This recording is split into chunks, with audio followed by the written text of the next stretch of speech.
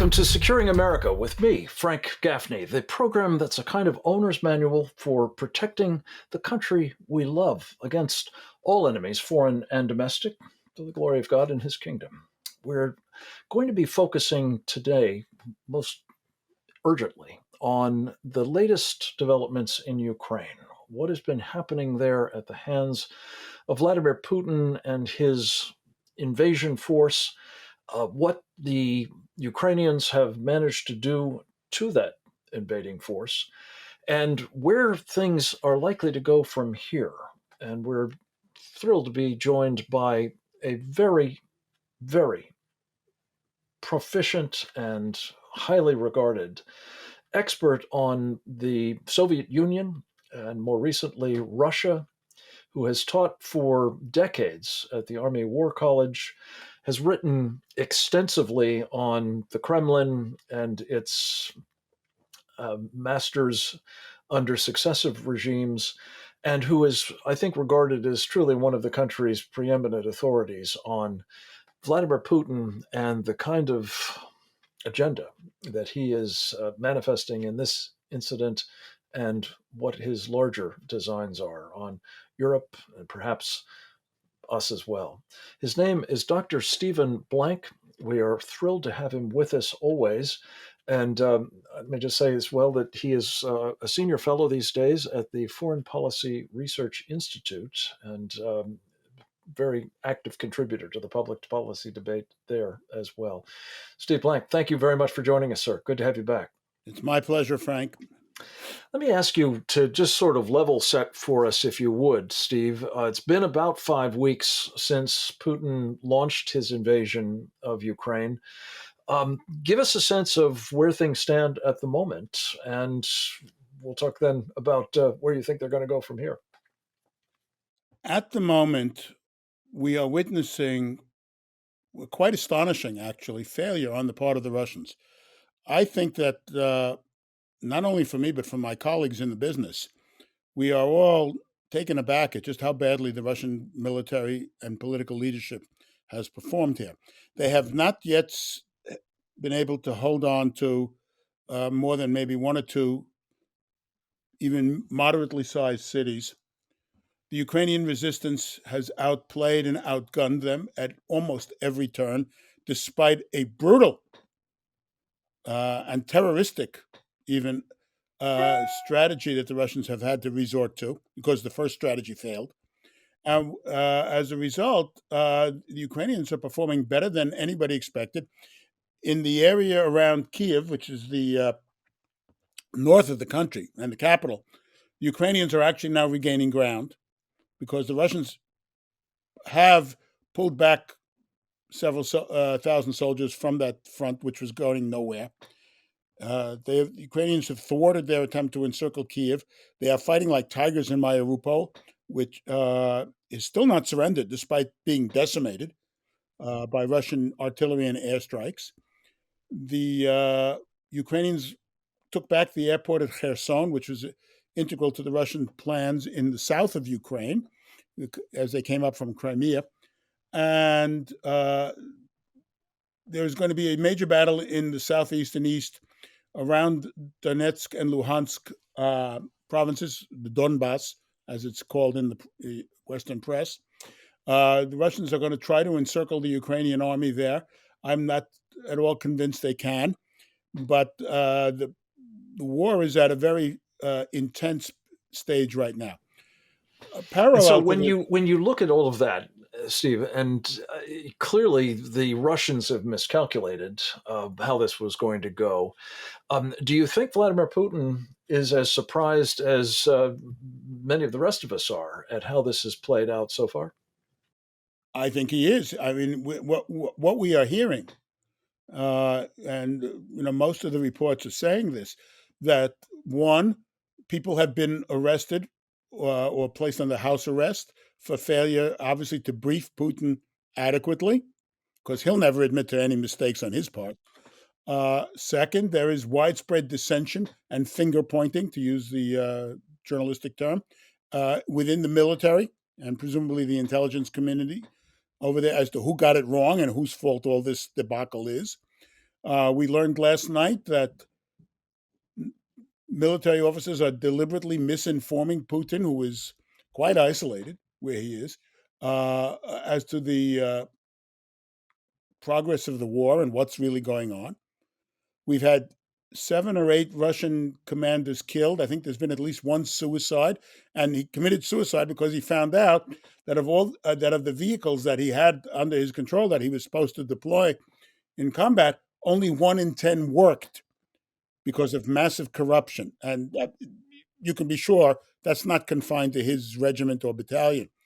So we've also had reports today. The head of British MI6, I believe, Sir Jeremy Fleming, gave a speech, which is a rare occurrence, where he said that Russian soldiers are sabotaging their own equipment, or actually shot down one of their own planes, or are not following orders. We have at least one case where they tried to kill their own commanding officer. So morale is in the tank, clearly, Morale and has been in the tank from the they're beginning because they yeah, never told them that they're going to fight a war against Ukraine. right. And many of these guys, And logistics has been you know, abysmal, and everything, they've logistics found has been themselves corruption, up against a lot logistics, more opposition than they had expected. tactical, tactical disasters. They had this 40-mile convoy parked outside Kiev. I mean, that's you're asking for trouble. Right. Yeah, and we have a video now of Ukrainians taking it apart, essentially. Shooting fish in a Um, barrel, as they say. So right. let me ask you, Steve Blank, when you look at all of this, what do you think the prognosis is? Is this likely to see Putin doubling down, using even more of this massively destructive firepower that he has used in Mariupol, for example? And whether the Ukrainians are going to be able, nonetheless, to continue to tie them up and beat them, in fact, in the field. I think the consensus of most of us, not all, most of the Western experts who are following this, and I should emphasize, I don't have any access to classified information. So I mean, it's what I'm seeing in the journals, and newspapers, and on TV, and so on. The Russians are going to double down to the extent that they can and try this encirclement operation against the forces in Donetsk and Luhansk, who are probably the most experienced Ukrainian fighters. They're going to continue this awful shelling of Ukrainian cities, but they're running out of ammunition. I mean, they're using precision guided missiles, which don't work well. I mean, only 60% of them are finding their target, according to Western reports. And they're using hypersonics to take out buildings, which is ridiculous. Uh, and they're running out of ammo. And in some cases, we hear food and fuel, which again is absolutely astonishing. But I don't think that they can carry out a large scale encirclement operation in the Donbass. They're going to do an awful lot of damage, and a lot of people will be killed. And this is quite tragic. But Yeah, they're but not going to win. it fits a pattern for Putin, does it not? Of It's not just sort of a Putin. I scorched mean, earth right, strategy.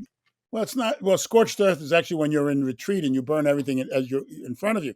But it's a Russian military tradition. It goes back 500 years to depopulate enemy territories, deport, destroy, and then move Russians in. Now they've done all this but they're not having any success.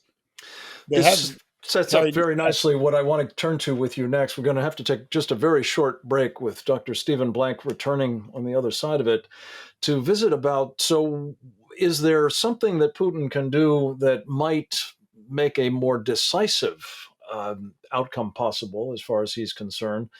More destruction for sure, but also perhaps conducive to getting the terms that he is seeking from the Ukrainians and for that matter from the West more generally, I suppose. We'll be talking about the nuclear option with Dr. Stephen Blank on the other side of this short break. Stay tuned.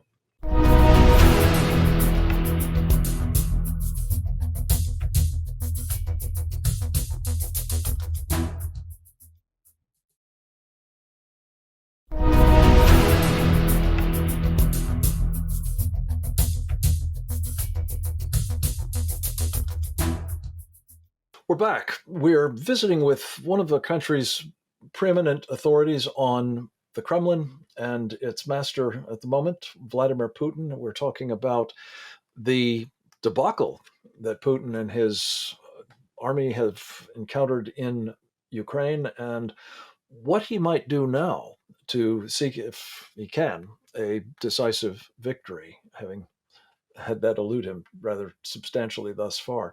Um, Steve Blank, you've studied closely the doctrine as well as the capabilities of the Russian military, and I think you've acknowledged being somewhat surprised at how their conventional forces have performed. A primary focus of effort, for sure, for Putin throughout his leadership era has been to build up, to modernize, to exercise, and otherwise doctrinally hold up the nuclear capabilities of his military. Uh, what's your current thinking about whether he believes that he can perhaps wrest a decisive victory out of all of this by the use of, well, at least presumably tactical nuclear weapons in Ukraine?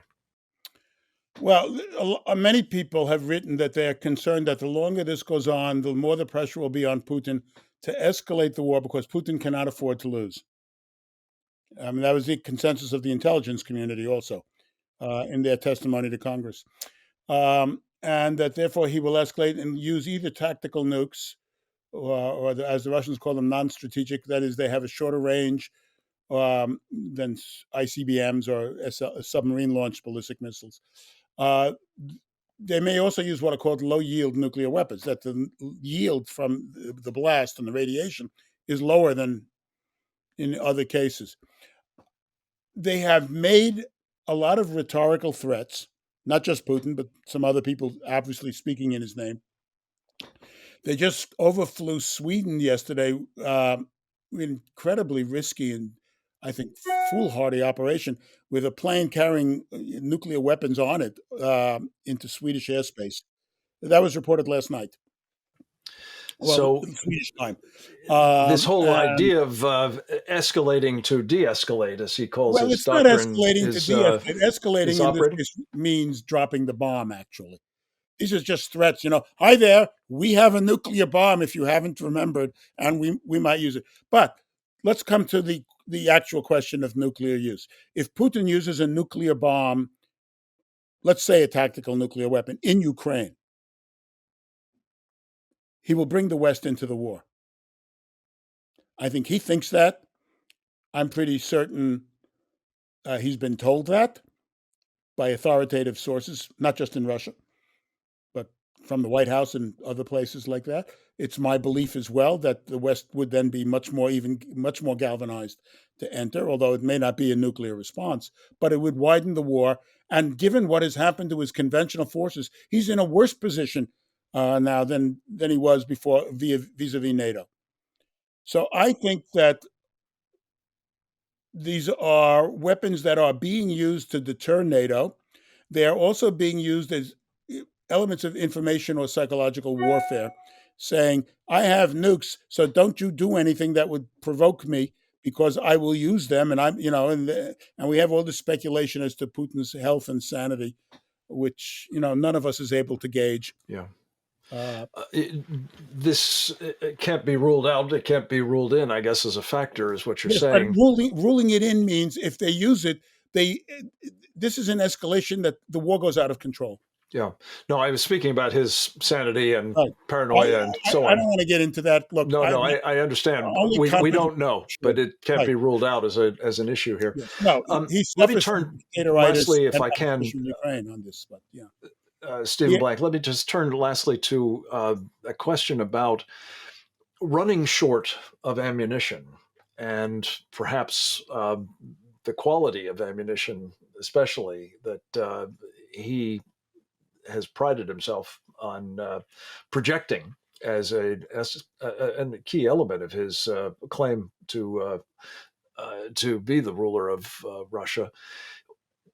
What does the relationship with Xi Jinping at the moment look like to you? And Uh, Clearly, the Chinese don't want to be uh, embroiled in a fiasco in Ukraine. But on the other hand, are they helping to replenish Putin's stocks of ammunition or otherwise coming materially to his assistance, do you think? Not yet. The Chinese appear to have had their own internal policy debate, but they have never wavered from their stance of, quote, neutrality in favor of Russia. And it's gotten stronger that they're in favor of Russia if you look at the meeting between the foreign ministers today in China. Moscow is appealing to them now, and this is quite amazing, for military assistance. Another sign that they're running out of weapons and equipment in general. I don't think the Chinese will give them anything that can be used in the way of lethal weaponry, and because they will suffer dramatic sanctions from the United States and Europe, which they don't want to have to undertake. They will support Moscow informationally. They will argue its case. They will support it politically and diplomatically. They will not, however, risk major economic assets that could be affected by U.S. sanctions but they will seize opportunities where they can further extend their hold over the Russian economy and influence over Russian policy, particularly in energy, maybe military aid in the form of engines and things like that, but not actual uh, lethal weapons. They will probably be able to extend their position in the Arctic with Russia, which needs to be kept under close scrutiny. They will also be able to get more Russian support on East Asian security issues because Russia now is quite dependent on China. So, with regard to issues like Taiwan, South China Sea, Korea, and relations with Japan, Russia will be more firmly in China's corner than it has been.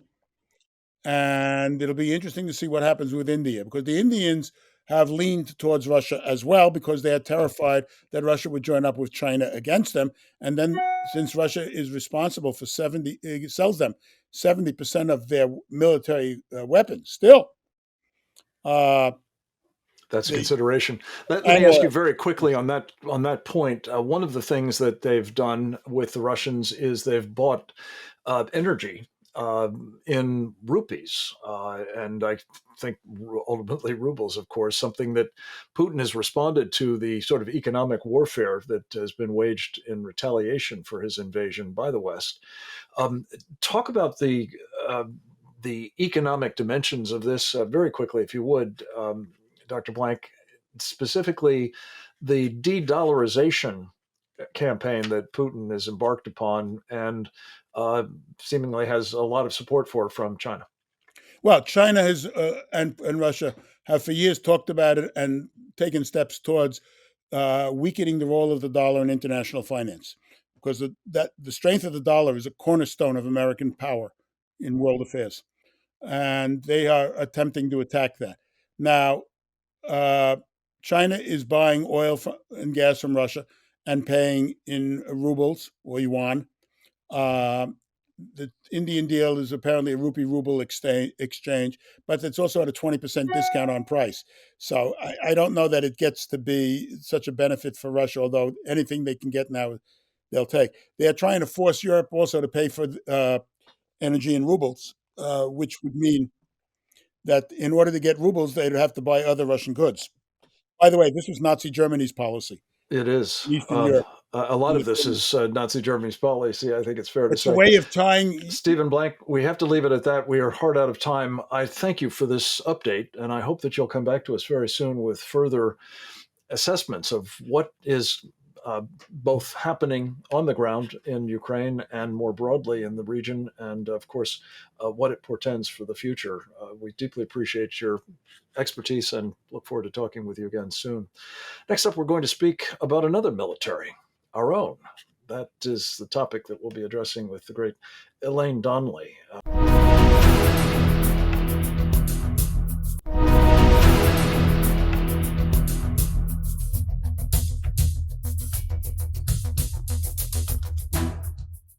We're back.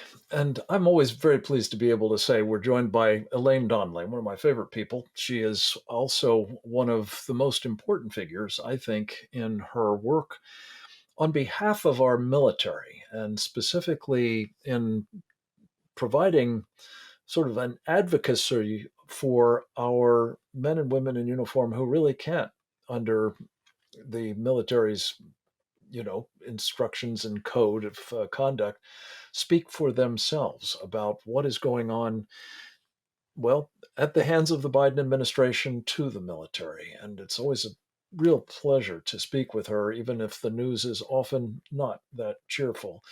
Elaine Donnelly, welcome back. You run a marvelous organization, the Center for Military Readiness. You have for many years. You've been serving on presidential and departmental commissions, trying to make sense of what has been kind of one big social experiment with the military, notably with respect to women in combat and homosexuals serving openly and transgenders and the like. But I had a couple of things in particular that I was anxious to consult with you about. You had a very important piece recently about Ukraine and the differences that we've been seeing there, the necessary cultural differences at work there. Talk a little bit about that and how that bears on the challenges our military are facing today. The article started with the Quinnipiac poll.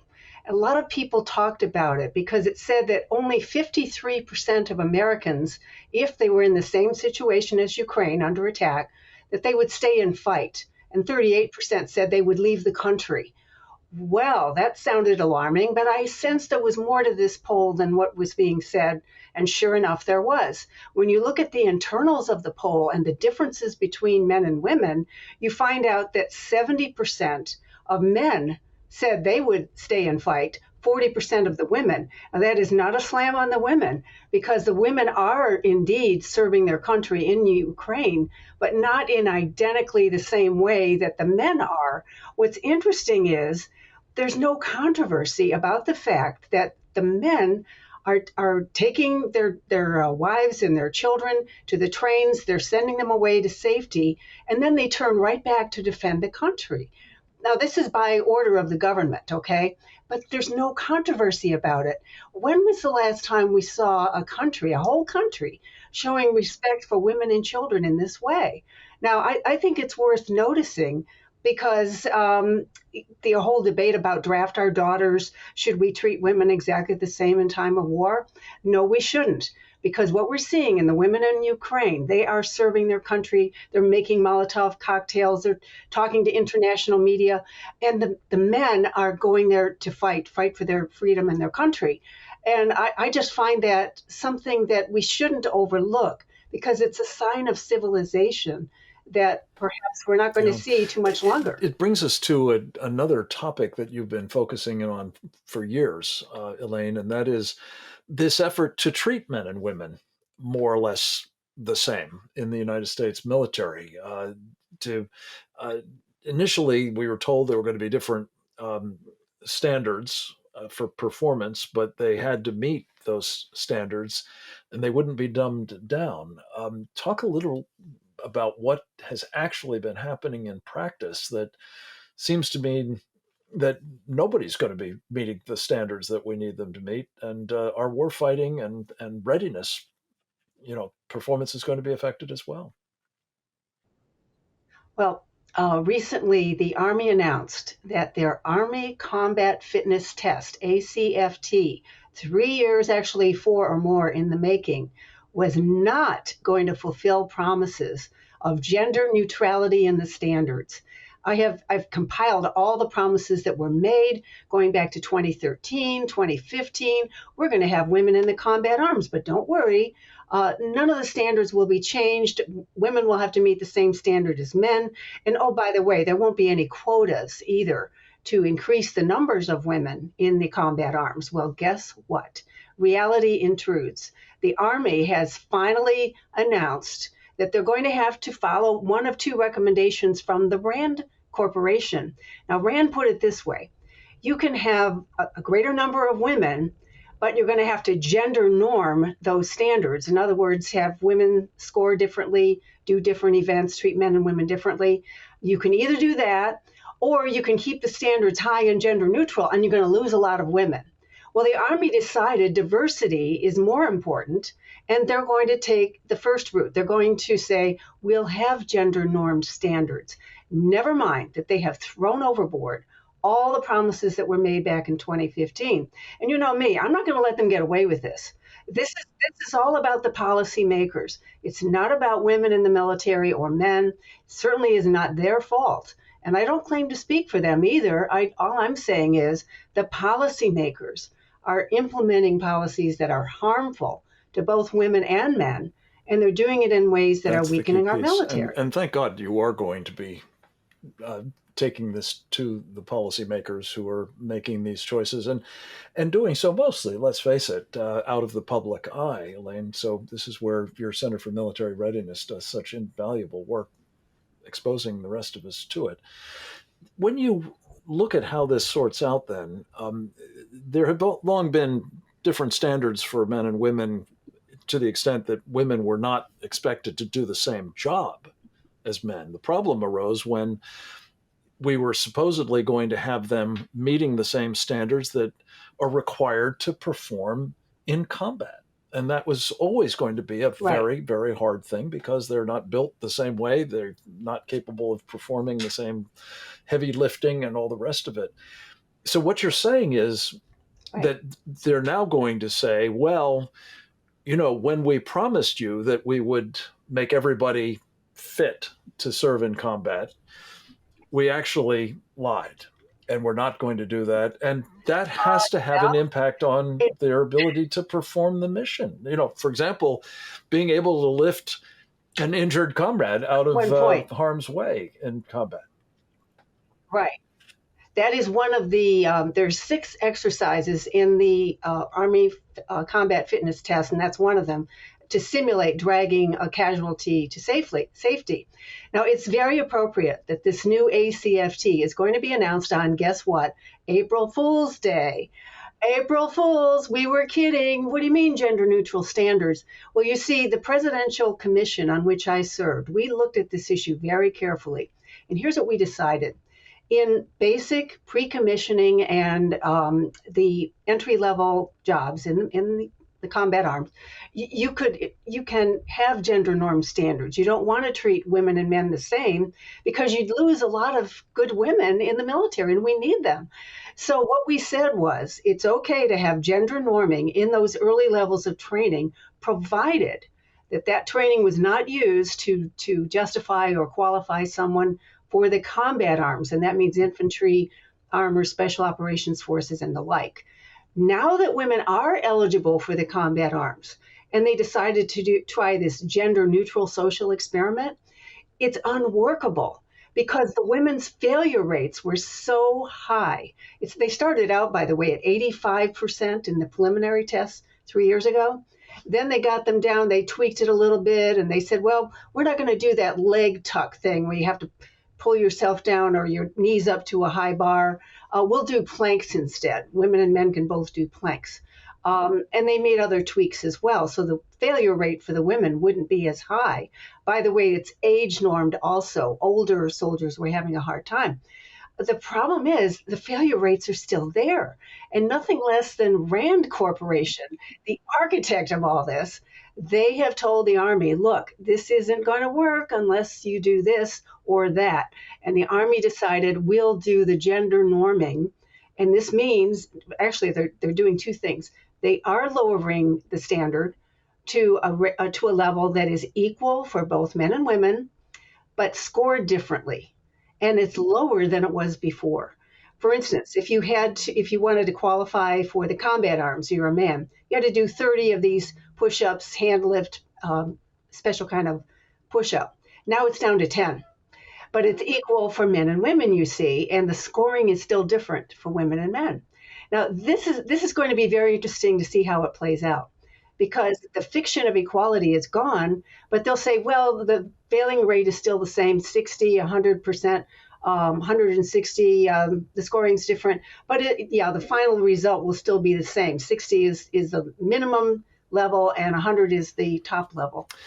Elaine, we're going to have to wrap this up, but as much as they would be before. Yeah, what alarms me, and I know you too, and you as have you have said, studied this intensively for a long period of time and gone head to head with the Rand Corporation, which has been, pushing these, I think, misleading at best and downright deceptive propositions for years.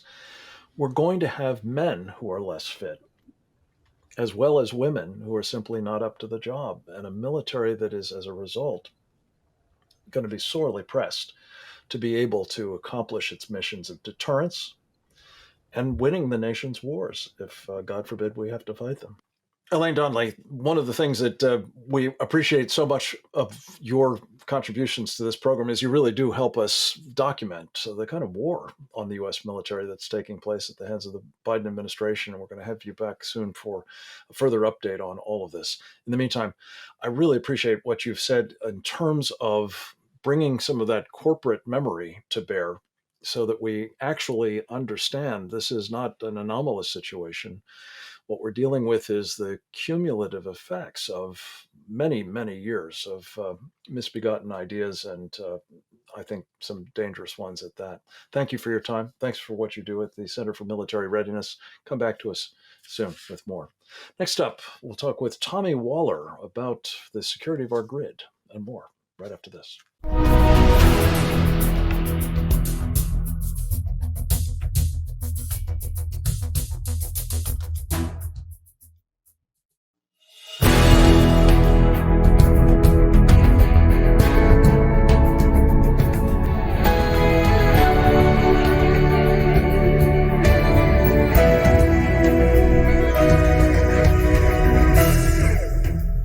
Back, and we're joined by one of my colleagues at the Center for Security Policy, as you can tell. His name is Lieutenant Colonel Tommy Waller, United States Marine Corps Reserves. He is a force reconnaissance combat veteran with considerable and decorated service to our country in that role. He's joining us today in his civilian role, working as the senior director at the Center's Infrastructure Security Project. And I'm very proud of our association and delighted to have a chance to talk with him about how we're doing on providing protection for our infrastructure. Tommy, it's good to have you with us. Welcome back. Frank, thank you for giving me the opportunity to do this work. It's a calling, and it's super important right now. It is super important. And I wanted to spend a minute or two talking about how some of the insights we talked earlier in the program with Dr. Stephen Blank about Ukraine, how some of the takeaways from what has been happening there has really powerfully reinforced the work that you've been doing, including leading our Secure the Grid coalition. Talk a bit about some of those takeaways, Tommy.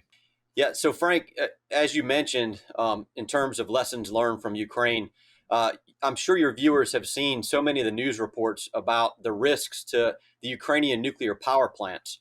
There are 4 in operation still. A 5th, Chernobyl, of course, was in the news. Chernobyl, as we both know, is no longer operating.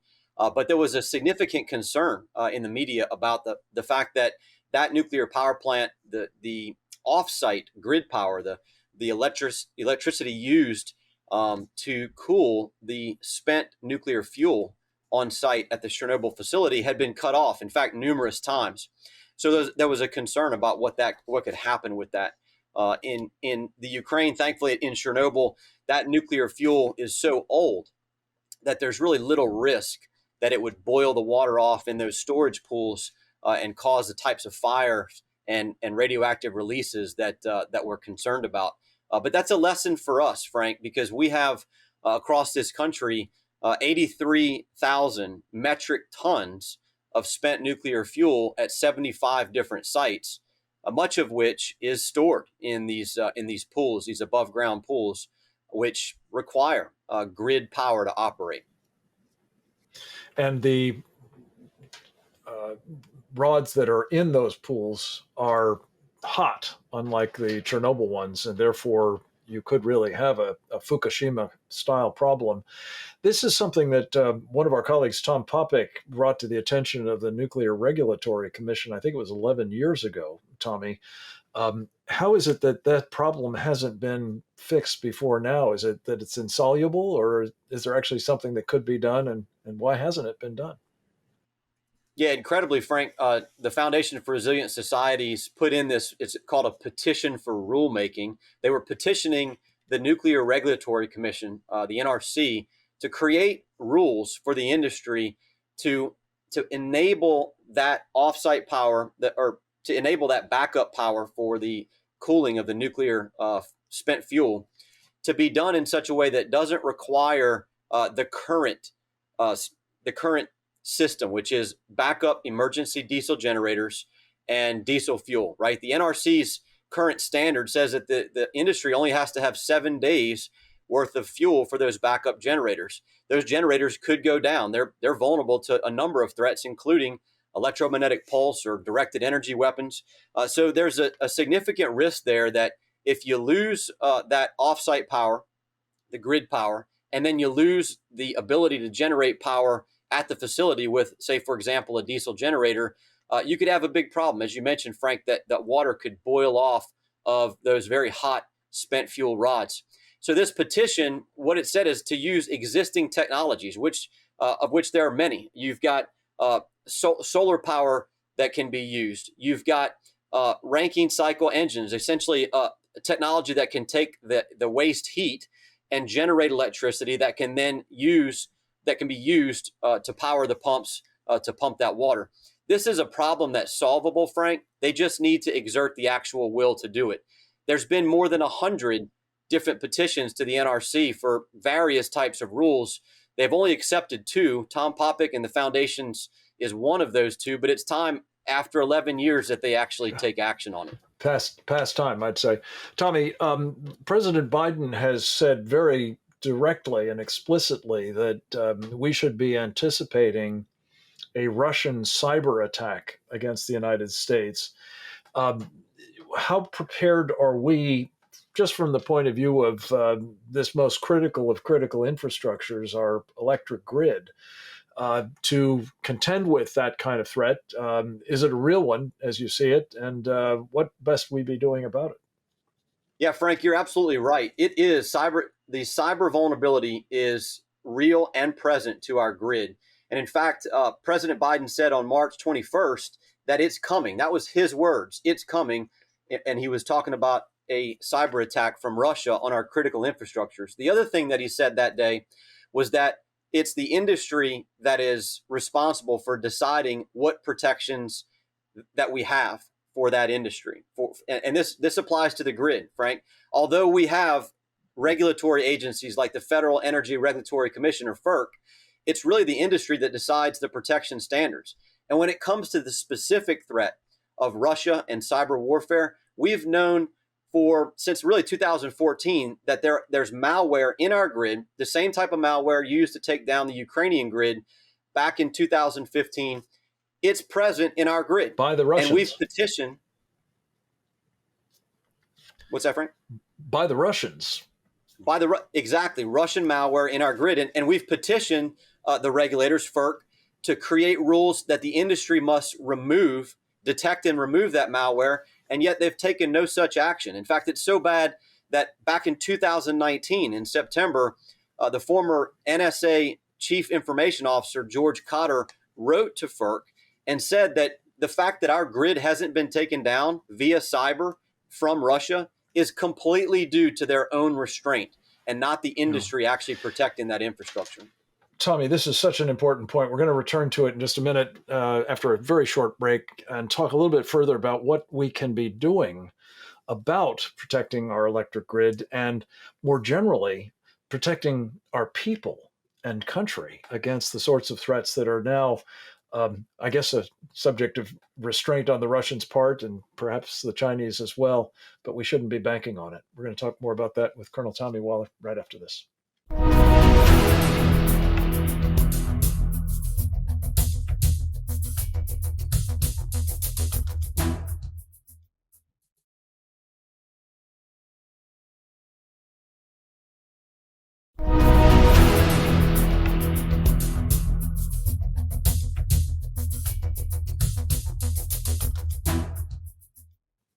We're back, and we are continuing a really important conversation with a distinguished military officer in the reserves. We're talking to him in his civilian capacity at the Center for Security Policy.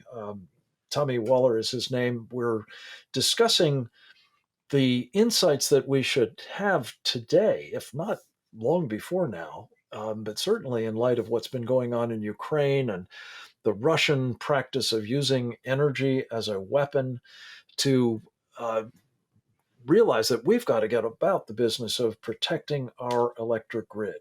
And Tommy, you were talking a little bit about some things that could be done with the regulators, also with the utilities themselves. There's a so-called Align Act campaign I did want to mention before we turn to other things on this issue of these nuclear reactors, which if those ponds quit cooling and cook off that water, you could have these fires that would spread radioactivity all over the country. Give us just a quick burst on what people can do to try to persuade the Nuclear Regulatory Commission to get off the dime. Sure. Yeah, Frank, this is an this is an area where people can actually make a difference. And in fact, at this point, we've had over 9,000 people do just that. And so what we have at securethegrid.com, that's the website for our Secure the Grid Coalition. If somebody visits that site, the first thing they'll see is a picture of a nuclear plant. And clicking on that will bring them to this, as you mentioned, Align Act campaign, where in a matter of 3 minutes, they're able to send a tailored email to their senators, their congressional representatives, and to the commissioners of the Nuclear Regulatory Commission. And that letter essentially says, hey, you need to act on this petition for rulemaking. You need to secure that backup power for that spent nuclear fuel. And so I'm happy to say, Frank, over in the last 2 weeks, like I said, we've had over 9,000 actions take place, and we can keep adding to it. Good. We need many, many more, needless to say. Tommy, there's a new report by yourself and our colleague Kyle Scheidler just out about another thing that we ought to be doing, especially in light of what is being discussed by, among others, our colleague Steve Blank, namely the distinct possibility that a nuclear war might be in the offing if we're not careful here. The Russians have that capacity. What they've also done that unfortunately may make such a war more likely is they've gone to great lengths to protect at least key parts of their populations against such a war's effects. Where are we on civil defense at this point, Tommy? Frank, I'm sorry to say that civil defense has essentially evaporated over the past few decades. It's been completely replaced by the current FEMA mindset, which is that people need to only be prepared for 72 hours. There's this assumption across the country that there's going to be some cavalry coming to the rescue if we were in a situation where, for example, we lost our grid in a particular state or region. There is no cavalry coming.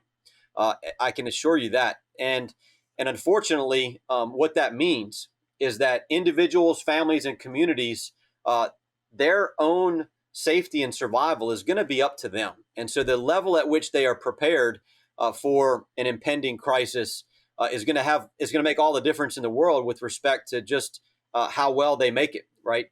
You mentioned Ukraine, Frank. We see right now where there are teenagers with 3 days of training being pressed into a war, right? And that war could expand, and that Russia, as we talked about, could hurt us here via cyber or nuclear. They could bring that fight home to our country in an immediate fashion, and unfortunately, we're not at all prepared. And so we did, Frank. We just published today a new report, Bring Back Civil Defense, which chronicles how we lost this mindset, this civil defense mindset, and some of the things that can be done to resurrect it. Terrific. Tommy, I can't think of a more important mission at the moment than taking care of our critical infrastructure and taking care of our people so that if, God forbid, somebody does think a nuclear war can be fought and won, that we have created to the maximum degree we can the capabilities to survive it and show that they're wrong about that.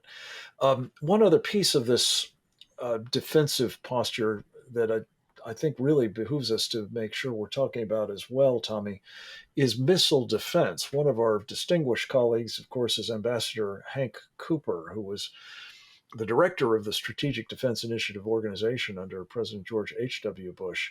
Um, where are we on being able to protect ourselves against missile attack in this country? And if it's not up to scratch, what does need to be done now? Yeah, again, Frank, I hate to say it, but we're not in a good spot. There's a concept. I know you've had Dr. Peter Pry on the show before that he's come up with to replace the mutually assured destruction concept, or MAD, which is SANE, strategic assured national existence. And missile defense has to be a part of that. You and I both know that the quickest and easiest way for Russia or any other adversary to take down our electric grid, the most catastrophic way, is through a nuclear electromagnetic pulse attack. And of course, that would most likely take place with a ballistic missile. In fact, that's exactly what the Russians warned us against during the Kosovo crisis. You may remember when our congressional delegation went there and met with Russian leaders who were upset with the United States at that time. That's when they first mentioned the prospect of attacking the United States with a submarine-launched ballistic missile to turn our lights off. It's really what started the whole conversation in the unclassified realm of nuclear EMP. So one of the best ways to prevent such a nuclear EMP catastrophe would be for us to be able to shoot down these ballistic missiles. And the best, cheapest, and most effective way would be to do it from space. And so I am privileged to be part of this network of people, yourself preeminent among them, Ambassador Cooper as well, who's called for space-based ballistic missile defense. Tommy, you're really at the vanguard of this effort, and we so appreciate your time. And I hope you'll come back to us with updates on all of this really vitally important work. Keep it up, my friend. I hope the rest of you will do the same. Again, Monday, same time, same station. Securing America. We appreciate your visits and hope that you are finding in each of these conversations what you can do to help securing America. And if you are interested in more, please check out a wonderful resource, both the Center for Security Policy sites and securingamerica.tv, and then go forth and multiply.